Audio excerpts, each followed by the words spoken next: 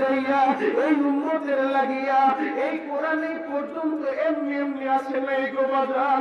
এই কোরআন বগুড়া পর্যন্ত আনতে 2021 সালের 10 ডিসেম্বর পর্যন্ত এই কোরআন আসতে অনেক রক্তের প্রয়োজন হয়েছে, অনেক জীবনের প্রয়োজন হয়েছে। কথা বলে ঠিক কিনা? মক্কার বেঈমানেরা আমার নবীর ডাক দিয়া বলে, মুহাম্মদ তুমি কোরআনের দাওয়াত দেওয়া বন্ধ করে দাও। ও মুহাম্মদ তুমি যদি কোরআনের দাওয়াত দেওয়া বন্ধ করে দাও, তুমি যা চাও তাই তোমার দেব। তুমি যদি টাকা চাও টাকা দিব, তুমি যদি ক্ষমতা চাও ক্ষমতা দিব, যা চাও তুমি তাই পাইবা। বিনিময়ে তুমি শুধু কোরআনের দাওয়াত বন্ধ করে দিবা। আপনার আমার নবী কামনে আর বলে, চাচা আল্লাহু আকবার, আপনারা আমার যা চাই তা দিবেন। চাইলে সূর্যের আলোটা আমার হাতে এনে দিবেন, চাঁদটা আমার হাতে এনে দিবেন, আমারে ক্ষমতার মধ্যে বসায় দিবেন, আমারে টাকার মালিক বানিয়ে দিবেন। আপনারা সব দিতে রাজি। ও চাচা শুনে রাখেন, আমার জীবন যতদিন পর্যন্ত আছে আমি মুহাম্মদ এই কোরআনের দাওয়াত থেকে পিছপা হতে পারবো না। আল্লাহু আকবার।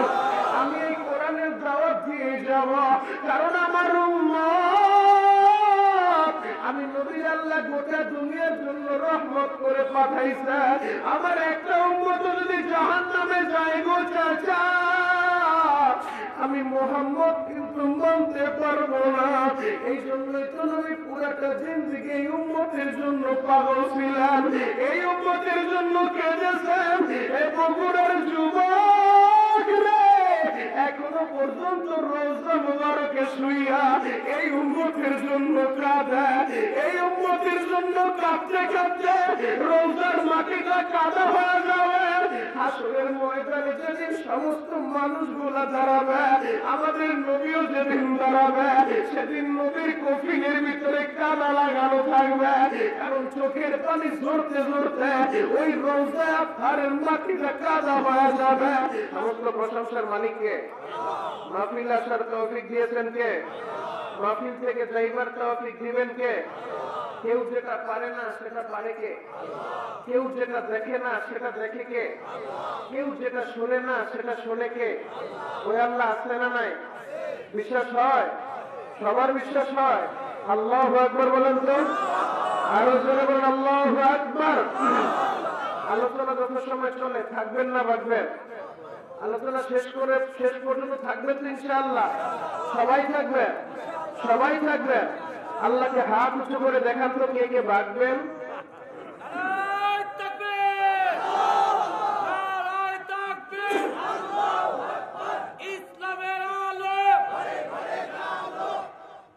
মারহাবা বলেন। দোষের সাথে হুঁশ ঠিক রাখতে হবে। কথা বলেন ঠিক না?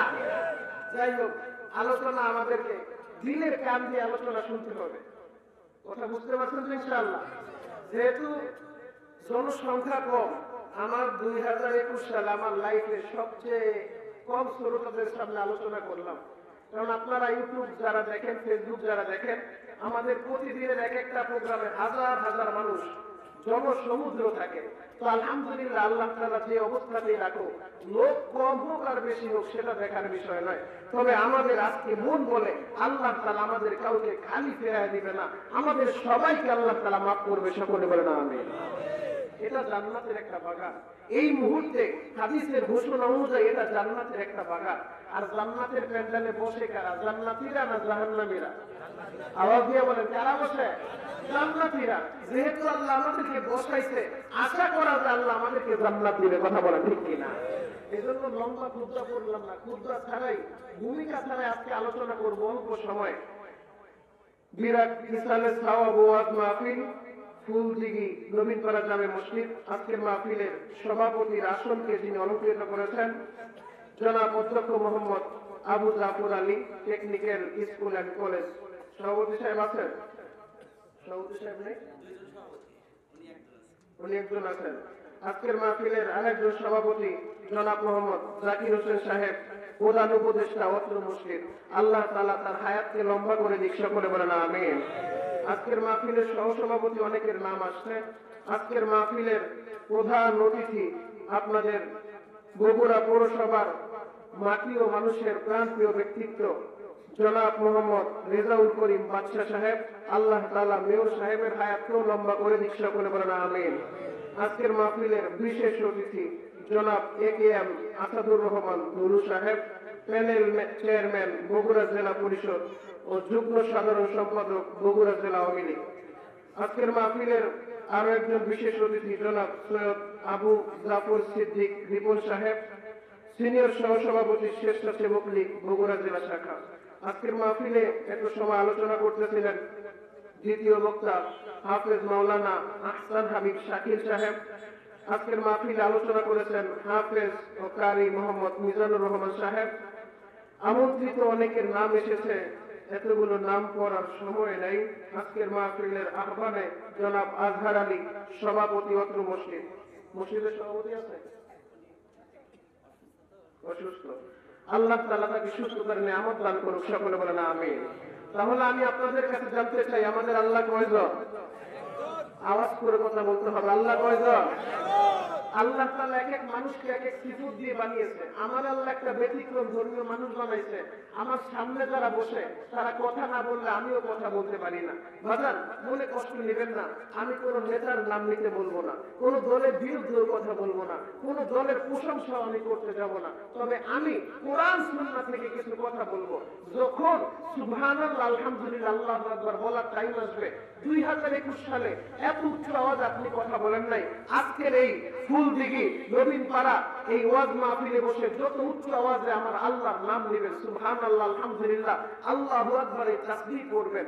বলতে পারেন মনিরুল ইসলাম শরীয়তপুরি, যদি উচ্চ আওয়াজে তাসবিহ করি কি লাভ হবে? এক কাপ চা দিবেন? না, আমি আপনাকে এক কাপ চাও খাওয়াবো না। তবে একটা কথা, নবীর হাদিস আপনাকে শোনায় যায়, আপনি যদি একবার সুবহানাল্লাহ আলহামদুলিল্লাহ আল্লাহু আকবার বলেন, জমিন থেকে আসমান পর্যন্ত এই সমস্ত খালি জায়গাটা আল্লাহ তাআলা নেক দ্বারা পরিপূর্ণ করে দিবে।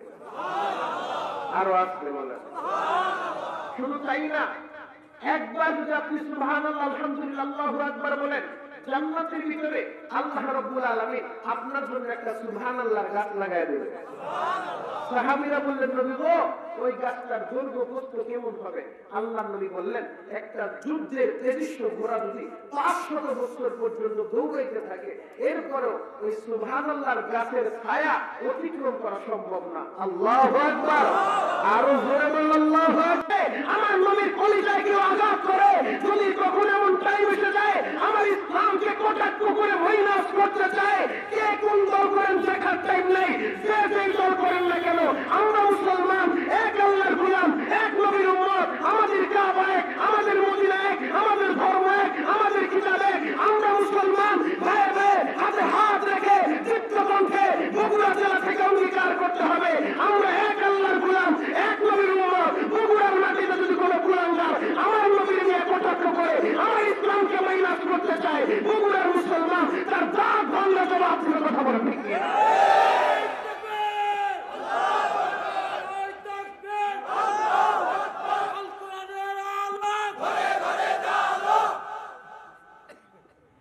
শেষ। মাশাআল্লাহ বলেন, আরো জোরে বলেন মাশাআল্লাহ। তাকবীর শিখায় দেই। হয়তো আপনাদের এখানে কোনো বড় বক্তা এখনো আসে নাই, আপনারা তাকবীরের ভাব পাইতেছেন না। শিখায় দেই, আজকে আসছি, আমার বাড়ি শরীয়তপুর, আপনার বাড়ি বগুড়া। আজকে দেখা যাবে কার প্যানেলে কত জোর আছে। আল্লাহু আকবার বলেন।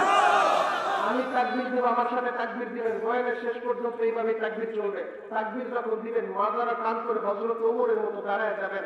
নাস্তিক আর মুরতাদেরা একটা জিনিসকে সবচেয়ে বেশি ভয় পায়, যে জিনিসটা হলো মুসলমান যখন জবানে বলে আল্লাহু আকবার কথা বলা ঠিক না। ওরা বোমা কামান কিছুকে ভয় পায় না, যতটা ভয় পায় মুসলমান যখন বলে আল্লাহু আকবার কথা বলে ঠিক না। এই তাকবীরটা আল্লাহ বলে রব্বাকা ফাকাব্বির, আপনি তাকবীর দিবেন। তাকবীরের শব্দের অর্থ কি? আল্লাহু আকবার সবচাইতে বড় কে? আরো জোরে বলেন না কে?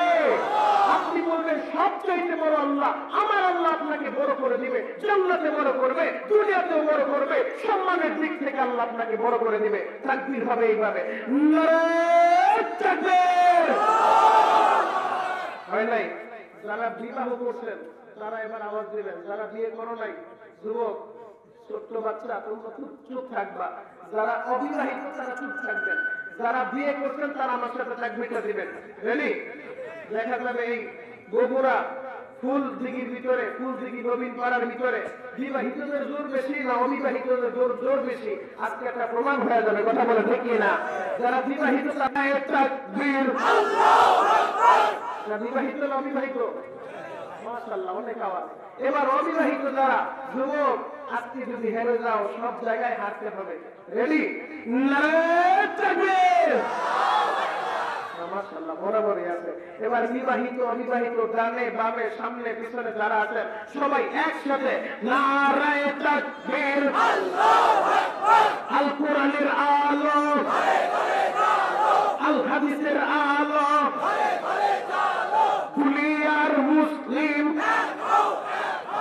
এক হও, এক হও। কোরআন হাদিস যেখানে, কোরআন হাদিস যেখানে, নামাজিরা যেখানে, বেনামাজি যেখানে, তোমার পাশে বসা অনেকে এই জায়গা আছে ওই সারে নামাজটাও পড়ো নাই। কথা বলে ঠিক কিনা? বেনামাজি যেখানে সামনে নাই সেখানে, তবে ইনশাআল্লাহ রাত থেকে 5 ওয়াক্ত নামাজ পড়বো ইনশাআল্লাহ। আমরা সুদের যার কাছেও যাবো না। কথা বলে ঠিক কিনা? আপনাদের খারাপ লাগে না তো? আলোচনা শুরু করবো। আল্লাহু আকবার বলেন তো, আরো জোরে বলেন আল্লাহু আকবার। আজকে শুধু একটা আয়াতে কারিমাকে সামনে নিয়ে আলোচনা করব। পবিত্র কোরআনের 3 নম্বর পারা 13 নম্বর পৃষ্ঠা সূরাতুল আলী ইমরান 31 নম্বর আয়াত। এই একটা আয়াতে কারিমাকে সামনে নিয়ে আপনাদের সম্মুখে কিছু সময় আলোচনা করব। এত সময় একটু চিল্লাম দিলাম জাকি দিলাম আর কি ময়দানটা পরিপূর্ণ করার জন্য।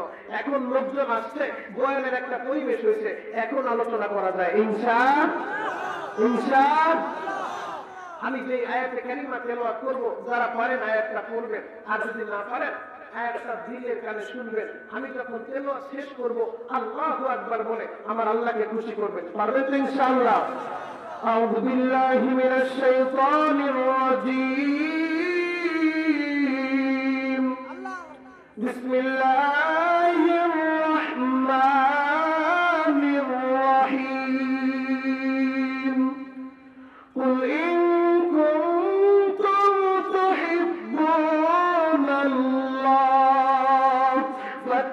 فاتبعوني يحببكم الله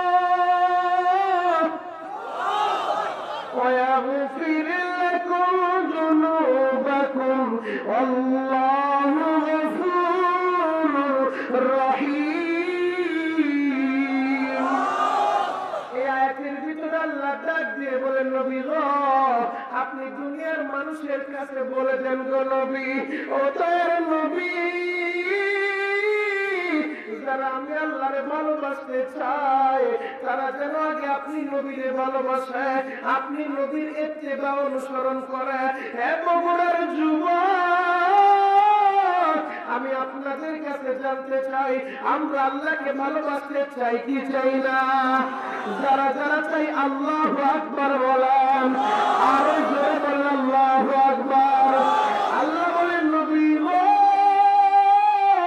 যারা আমি আল্লাহকে ভালোবাসতে চাই আগে যেন আপনি নবীরে ভালোবাসে, আপনি নবীর অনুসরণ করে। আপনি নবীর অনুসরণ করলে আমি আল্লাহর ভালোবাসা পেয়ে যাবে। আমি আল্লাহর ভালোবাসা পাইলে ওয়াগফির লাকুম যুনুবাকুম, আমি আল্লাহ এদের জিন্দেগীর গুনাহ মাফ করে দেব, এদের জন্য জান্নাত দলিল করে দিব। হে বগুড়ার যুবক, তাহলে আজকে আমরা বলতে চাই জীবনে যতদিন বাঁচবো আল্লাহকে ভালোবাসবো, নবীকে ভালোবাসবো। কথা বলে ঠিক না? কেন আপনি নবীকে ভালোবাসবেন না? আহারে এই দরুদিত উম্মতের জন্য এত পাগল। আমাদের নবীর মতো আমরা তো এমন এক সৌভাগ্যবান উম্মত, আল্লাহ যদি চাইতেন গো বাজান আমাদেরকে মুসা নবীর উম্মত বানায় দুনিয়ায় পাঠাইতে পারতেন। আল্লাহ কিন্তু আমাদেরকে মুসা নবীর উম্মত বানায় নাই। আল্লাহ কিন্তু আমাদেরকে ইব্রাহিম নবীর উম্মত বানায় নাই। আল্লাহ কিন্তু আমাদেরকে নূহ নবীর উম্মত বানায় নাই। জাকারিয়া নবীর উম্মত উম্মত বানায় নাই, সুলাইমান নবীর উম্মত বানায় নাই।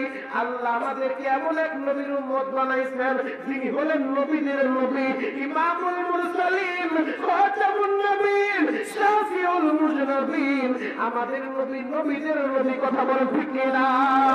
আমাদের নবীকে আল্লাহ ইমামুল মুরসালিন বলেন, যিনি নবীদের ইমামতি করছেন। আমাদের নবী সম্পর্কে আমার আল্লাহ বলে, ওয়া আরসালনাকা ইল্লা রাহমাতাল লিল আলামিন। যেই নবীর গোটা দুনিয়ার জন্য আল্লাহ রহমত করে পাঠাইছে, হাসরের ময়দানে সমস্ত মানুষগুলা সবাই সবাইকে ভুলে যাবে। আল্লাহর কোরআন বলে, ইয়াউমা ইয়াফিরুল মারউ মিন আখি, যেদিন ভাই ভাইকে চিনবে না, ভাই ভাইয়ের পরিচয় দিবে না, বাবা ছেলের পরিচয় দিবে না, কেউ কাউকে চিনবে না। সবাই বলতে থাকবে, ইয়া নাফসি ইয়া নাফসি ইয়া নাফসি, আল্লাহ আমারে বাঁচাও, আমারে বাঁচাও। সমস্ত নবীরা বলবে, আল্লাহ আমারে বাঁচাও। সমস্ত মানুষগুলো একত্রিত হইয়া আদম নবীর কাছে চলে যাবে, গিয়ে বলবে, ও আমাদের বাবা তো, আপনি তো আমাদের আদি পিতা, আপনি একটু আল্লাহর বলেন না বিচার শুরু করতে, আল্লাহ যেন বিচারের কার্যক্রম শুরু করে দেয়। আদম নবী সেদিন ডাক দিয়ে বলবে, বাজান, আল্লাহর সামনে দাঁড়াই আমি আদম কথা বলতে পারবো না, যাও তোমরা নূহ নবীর কাছে যাও। মানুষগুলা তোমরা নূহ নবীর কাছে যাবে। নূহ নবী বলবে, আমি আজকে আল্লাহর সামনে দাঁড়াইয়া কথা বলার সাহস রাখি না, যাও তোমরা মুসা নবীর কাছে যাও। এক এক নবী আরেকজনের কাছে পাঠায় যায়। সর্বশেষ ঈসা নবী ডাক দিয়ে বলবে, ও দুনিয়ার মানুষেরা রে, আজকে এদিক সেদিক দৌড়াদৌড়ি করে কোন লাভ হবে না। আজকে আল্লাহর সামনে দাঁড়াইয়া কোন নবী কথা বলার সাহস রাখে না। আজকে শুধু একজনই আল্লাহর সামনে দাঁড়ায় কথা বলতে পারবে। এই ময়দানের ভিতরে দেখো, সবাই শুধু ইয়া নাফসি ইয়া নাফসি বলে। ময়দানে ভিন্ন একটা আওয়াজ আসবে, রব্বি হাবলি উম্মতি, আল্লাহ আমার উম্মতের মাফ করে দাও, আল্লাহ আমার উম্মতের মাফ করে দাও। ভিন্ন একটা আওয়াজ শুধু আসবে, মানুষগুলো দৌড়ে আমাদের নবীর কাছে যাবে। আমাদের নবী কাঁদতে কাঁদতে চিন্তায় পড়ে কাঁদতে থাকবে। আল্লাহ সেদিন ডাক দিয়ে বলবে, ইরফা ইয়া মুহাম্মদ, ও বন্ধু আর কাঁদতে হবে না, আপনি মাথা উঁচু করেন গো বন্ধু। ইসফাতু সাফা, আজকে আপনি সুপারিশ করবেন। আপনি যার জন্য সুপারিশ করবেন, আমি আল্লাহ তারই জান্নাত দিয়ে দিব। হে বগুড়ার যুবক, যেই নবী পুরোটা জিন্দেগি আমাদের জন্য কেঁদেছেন, হাসরের ময়দানেও আমাদের মুক্তির জন্য কাঁদেন, ওই নবীর বিরুদ্ধে কেউ কথা বললে বগুড়ার মুসলমান মানতে পারে না। কথা বল ঠিক না? তাহলে ক্ষিপ্ত কণ্ঠে অঙ্গীকার করতে হবে, যেই নবী উম্মতের জন্য এত পাগল, পুরোটা জিন্দেগি উম্মতের জন্য কাঁদলেন, তাইফের ময়দানে রক্ত ঝরালেন, উহুদের ময়দানে সন্তান মুবারক শহীদ করলেন, এই কোরআনের জন্য, ইসলামের জন্য, উম্মতের জন্য। হাসরের ময়দানে সেই উম্মতের জন্য পাগল থাকবেন, কাঁদতে থাকবেন, উম্মতের নাজাতের জন্য। ওই নবীর বিরুদ্ধে যদি কোন কুলাঙ্গার কথা বলে, ওই আল্লাহর এই দেশে, শাহজালালের এই দেশে, এই জমিন থেকে ক্ষিপ্ত কণ্ঠে আশিকে রাসূলুল্লাহ আওয়াজ দিবা, আরেকটা বার কোন কুলাঙ্গার আমার নবীর বিরুদ্ধে কথা বললে, আমার নবীকে গালি দিলে, দলমত নির্বিশেষে ওই কুলাঙ্গারের উপযুক্ত জবাব দিতে কারা কারা প্রস্তুত আছেন, হাতগুলো আল্লাহকে দেখায় দেয়। আল্লাহ আমাদের সবাইকে কবুল করে, সকলে বলেন আমিন, আরো করে বলেন আমিন। আপনাদের খারাপ লাগতেছে বাজান? শেষ করে দিব? শেষ করে দিই, শেষ করে দিই। চলবে কতক্ষণ? সারা রাত সবাই থাকবে? সত্যি সবাই থাকবে সারা রাত? সবাই থাকবে? আল্লাহু আকবার বলেন তো। সারা রাত আপনারাও থাকবেন না, আমিও করবো না। আপনাদের আজকে শেষ দিন, আমার তো প্রতিদিনই শুরু। কথা বলা ঠিক না? গতকালকে ছিলাম শরীয়তপুর, সারা রাত্রির ভিতরে এক মিনিটও ঘুমাতে পারি নাই। ফজরের পরে ঢাকায় ঢুকছি, জুমার নামাজ পড়ায়া ভাত খাওয়ারও সময় নেই, কারণ বগুড়া তো অনেক দূর। যদি টাউনের জাম লেগে যায়, আমার মসজিদ তো কেরানীগঞ্জে, সেখান থেকে আর বগুড়া এসে মাহফিল করা সম্ভব হবে না। এই জন্য জুমার নামাজটা শেষ করে ড্রাইভারকে বলছি খাবার দাবার পরে আগে গাড়ি রেডি রাখো। গাড়ির সোজা টান দিয়া আলহামদুলিল্লাহ সময় মতো আপনাদের এখানে এসে উপস্থিত হয়েছি। আবার আগামীকালকে চলে যাবো ময়মনসিংহ গরিপুর থানা, সবচেয়ে বড় মাহফিল। এভাবে প্রতিদিন আমাদের চলতেছে। তবে বয়ান প্রতিদিন করতে করতে কন্ট্রোল এখন চায়না সেটের মতো হয়ে গেছে। কখনো চাপ থাকে, কখনো চাপ চলে যায়। আল্লাহু আকবার বলেন, আরো জোরে বলেন আল্লাহু আকবার। ইনশাআল্লাহ সারা রাত তো সম্ভব না, আল্লাহ যতক্ষণ চালায় ততক্ষণ চলবে ইনশাআল্লাহ। তবে আলোচনা চলবে একটা শর্তে, একটা লোক ময়দান থেকে উঠতে পারবে না। যদি উঠে টান দিয়ে জায়গার ভিতরে বসায় দেবেন, পারবেন তো ইনশাআল্লাহ? সবাই পারবেন ইনশাআল্লাহ? একজন উঠতে পারবেন, আপনারা যত সময় চান তত সময় ইনশাআল্লাহ চলবে। আমি যে আয়াতে কারিমা তেলাওয়াত করেছি, পবিত্র কোরআনের 3 নম্বর পারা 13 নম্বর পৃষ্ঠা সূরাতুল আলী ইমরানের 31 নম্বর আয়াতে কারিমা। এই আয়াতের ভিতরে আল্লাহ বলছে, নবী ও আমি আল্লাহরে যারা ভালোবাসতে চায় আগে যেন আপনারে ভালোবাসে, আপনার ইত্তিবা অনুসরণ করে। আর বুখারীর বর্ণনা, আল্লাহ নবীজি বলেছেন, লা ইউমিনু আহাদুকুম হাত্তা আকুনা হাব্বা ইলাইহি মিন ওয়ালিদিহি ওয়া ওয়ালাদিহি ওয়ান নাসি আজমাইন। একজন ঈমানদার ততক্ষণ পরিপূর্ণ কামেল মুমিন হতে পারবে না, কামেল ঈমানদার হতে পারে না যতক্ষণ পর্যন্ত নিজের মা বাবা, ছেলে সন্তান, এমনকি জীবনের চাইতে নবীজিকে বেশি ভালো না বাসে। আমরা মুসলমান, আমরা বগুড়া থেকে বলতে চাই, নবী গো আমরা আমাদের জীবনের চাইতে, মায়ের চাইতে, বাবার চাইতে, ছেলের চাইতে, মেয়ের চাইতে, স্ত্রীর চাইতে, এমনকি আমাদের কলিজার চাইতে নবীকে বেশি ভালোবাসি। কথা বলো ঠিক কিনা? আরেক হাদিসের ভিতরে আসছে, আল্লাহ নবী বলেন, মান আহাব্বা সুন্নতি ফাকাদ আহাব্বানি ওয়া মান আহাব্বানি কানা মাই ফিল জান্নাহ। যে ব্যক্তি আমি নবীর সুন্নতকে ভালোবাসলো সে যেন আমি নবীকে ভালোবাসলো, আর যে আমি নবীকে ভালোবাসবে আমি নবীর সাথে জান্নাতে থাকবে। আর আসছে বলেন। তাহলে বুঝতে পারলাম নবীর সুন্নতকে ভালোবাসলে নবীকে ভালোবাসা হয়ে যাবে, আর নবীকে ভালোবাসা হলে আল্লাহর ভালোবাসা পাওয়া যাবে। আয়াতের ভিতরে আল্লাহ বলে, আমার ভালোবাসা পাইতে হলে আগে আমার বন্ধুরে ভালোবাসো। হাদিসের ভিতরে নবী বলে, আমারে ভালোবাসতে হলে আমার সুন্নত ভালোবাসো। তার মানে সুন্নত মতো জিন্দেগি সবই হবে বন্দেগি। সুন্নত মতো যদি আমরা চলতে পারি আমাদের কাজও হবে, নবীর ভালোবাসাও পাওয়া যাবে, আল্লাহর ভালোবাসাও পাওয়া যাবে, জান্নাত আমাদের জন্য দলিল হয়ে যাবে। কথা বলা ঠিক কিনা? আর জোরে বলেন ঠিক কিনা? যুবক এখন নবীরে ভালোবাসতে চাই, নবীরে কিভাবে ভালোবাসবা? নবীরে যদি ভালোবাসতে হয় নবীর সাহাবীদের দিকে তাকাইতে হবে। নবীর সাহাবীরা নবীরে কিভাবে ভালোবাসতে, আমরাও সেইভাবে নবীরে ভালোবাসবো। কথা বলেন ঠিক কিনা? আল্লাহর নবীর সাহাবী হযরত বিলালের দিকে তাকান গো। বিলাল নবীর জন্য কত পাগল ছিল, নবীর সাহাবী হামজালা নবীর জন্য কত পাগল ছিল। জ্বলন্ত একটা প্রমাণ আপনাদেরকে দেয়া যায়। আল্লাহর নবী ঘোষণা করলেন, ও আমার সাহাবীরা রে, এখন আমরা যুদ্ধের ময়দানে যাব, উহুদের ময়দানে যাব, তোমরা তৈয়ার হয়ে যাও। সাহাবীরা সবাই তৈয়ার হয়ে গেছে। এক এক সাহাবীর নাম লেখাচ্ছে, নবী আমিও যাব উহুদের ময়দানে। কিন্তু মিন টাইমে নবী সাহাবী হযরত বিলাল দৌড়ে আসছে, ও দয়ার নবী আমিও আপনার সাথে উহুদের ময়দানে যেতে চাই।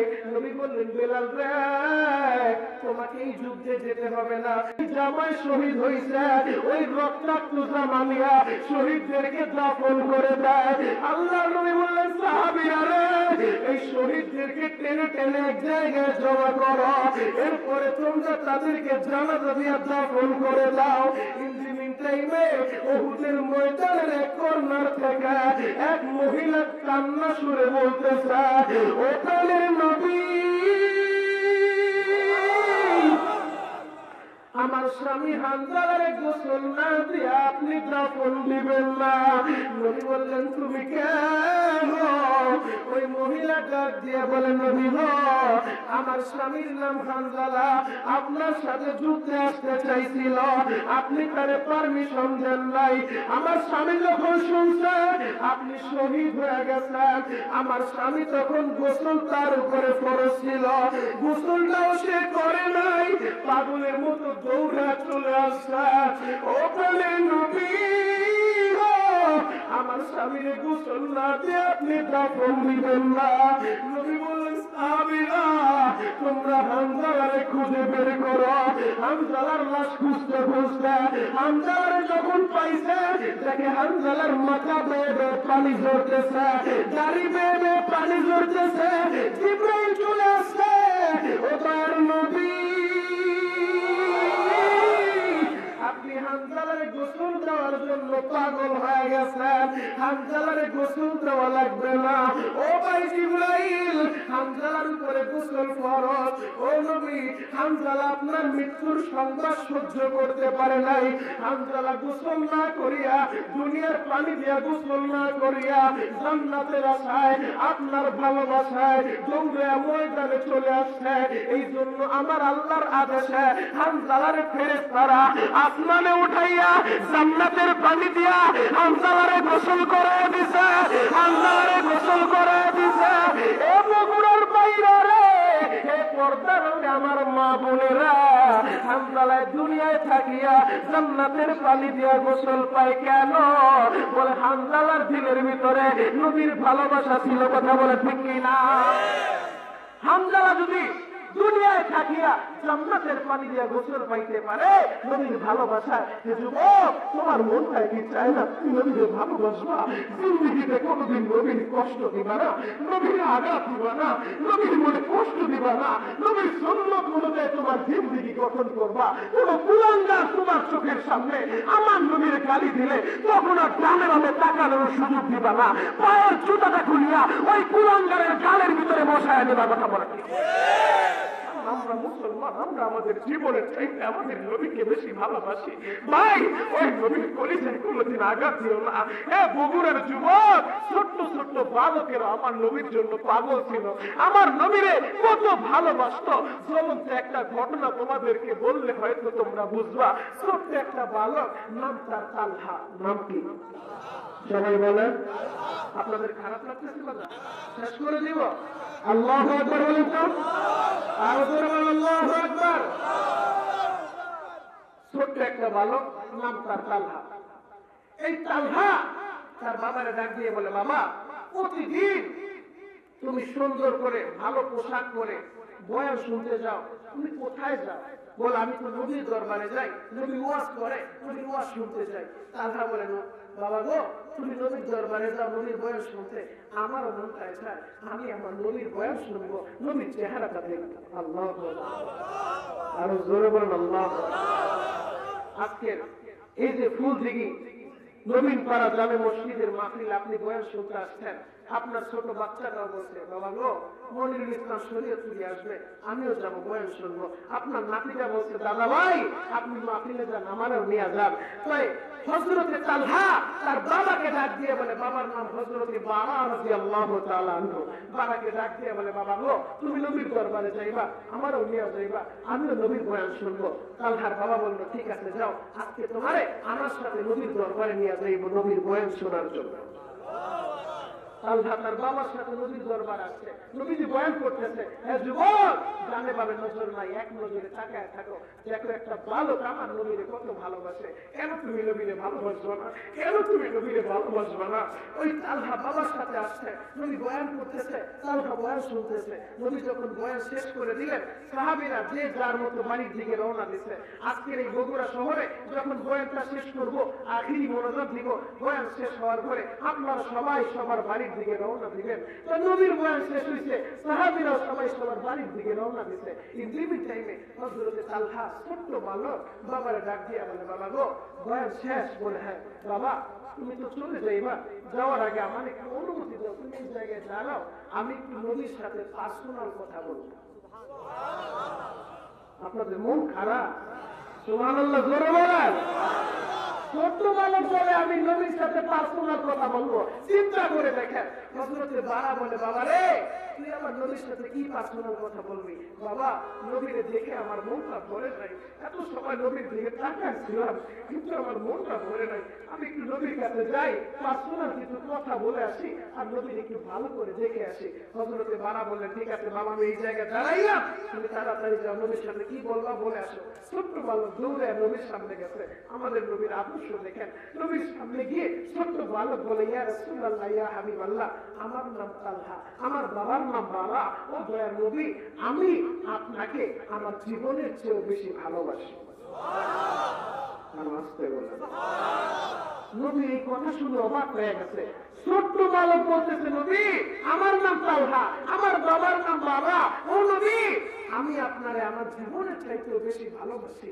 এই কথাটা শোনার পরে নবী মুচকি হেসে দিয়ে বললেন, তালহা সত্যি তুমি আমারে ভালোবাসো? হ্যাঁ নবী, সত্যি আপনারে ভালোবাসি। সত্যি ভালোবাসো? হ্যাঁ নবী, সত্যি আপনারে ভালোবাসি। কত ভালোবাসো?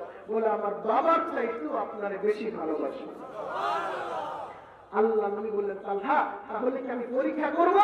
পরীক্ষা করে কি দেখবো তুমি সত্য বলো না মিথ্যা বলো? তালহা বলে, নবী আপনি যেই পরীক্ষা মন চায় করতে পারেন, আমি আমার বাবার চাইতেও আমার চাইতেও আপনি নবীকে বেশি ভালোবাসেন।